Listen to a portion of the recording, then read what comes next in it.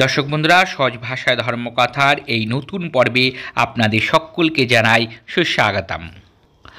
দর্শক বন্ধুরা, আষাঢ় মাসের রথযাত্রা থেকে উল্টো রথের মধ্যে শনি অথবা মঙ্গলবারে বিপত্তারিণী ব্রত করা হয়।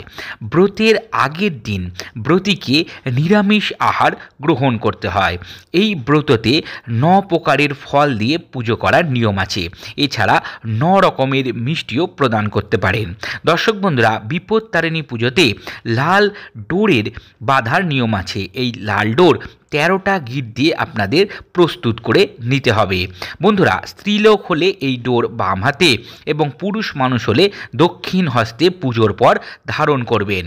দর্শক বন্ধুরা, অনেক স্থানে ব্রতের শেষে রাত্রেবেলা ব্রতী 13টি লুচি খেয়ে থাকে। এটা অনেক স্থানের নিয়মের মধ্যে থাকে।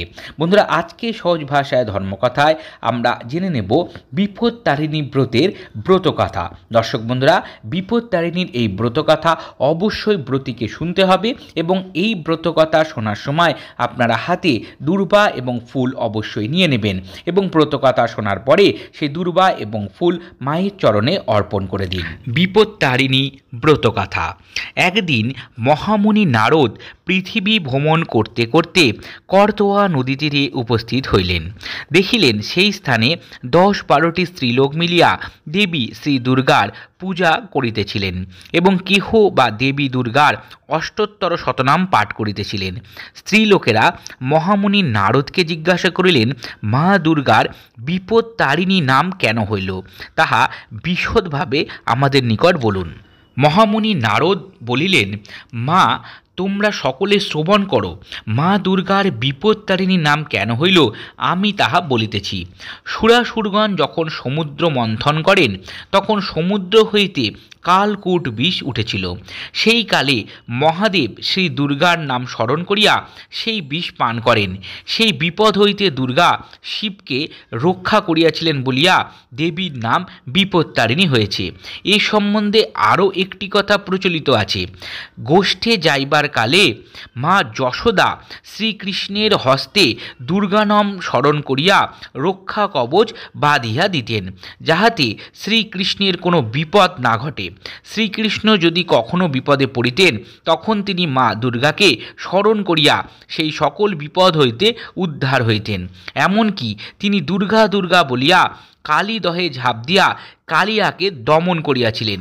মা দুর্গা শ্রীকৃষ্ণকে নানা বিপদের মধ্যে হইতে উদ্ধার করিয়াছিলেন বলিয়া শ্রী দুর্গার বিপত্তারিণী নাম হয়েছে। মহামুনি নারদের মুখে বিপত্তারিণী মাহাত্ম্য শ্রবণ করিয়া রমণীগণ ভক্তি সহকারে দেবী দুর্গার পূজা করিয়া বহুবিধ বিপদ হইতে মুক্তি লাভ করিয়াছিলেন।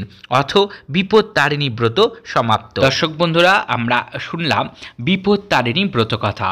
মা বিপত্তারিণী পূজার প্রণাম মন্ত্র এবং মা বিপত্তারিণীর পুষ্পাঞ্জলি মন্ত্র সহজ ভাষায় ধর্মকথার আগের একটি পর্বে আলোচনা করা হয়েছে। ওপরের আই বাটনে তার লিঙ্ক দেওয়া থাকবে, আপনারা সেখানে ক্লিক করে মা বিপত্তারিণীর পুষ্পাঞ্জলি মন্ত্র এবং প্রণাম মন্ত্র জেনে নিতে পারেন। দর্শক বন্ধুরা, আশা করি আজকের পর্বটি আপনাদের ভালো লেগেছে এবং এই পর্বটি আপনাদের উপকারে লাগবে। যদি পর্বটি আপনাদের ভালো লেগে থাকে তাহলে অবশ্যই একটি লাইক দিয়ে আমাদের উৎসাহিত করুন এবং সহজ ভাষায় ধর্মকথার এই পরিবারের অংশ হন। সহজ ভাষায় ধর্মকথাকে সাবস্ক্রাইব করে পাশে থাকা বেল বাটনটা অবশ্যই ক্লিক করে দিন।